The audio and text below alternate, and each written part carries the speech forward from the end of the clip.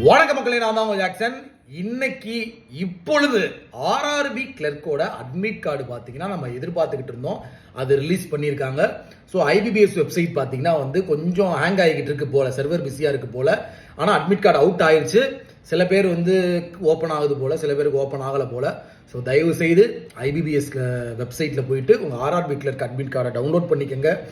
உங்களுக்கு எந்த தேதியில், எந்த டைமில், எந்த காலேஜில் ஆர் அயான் டிஜிட்டல் ஜோனில் எக்ஸாம் அப்படின்றது கமெண்ட் பாக்ஸில் மறக்காமல் கமெண்ட் பண்ணுங்கள்.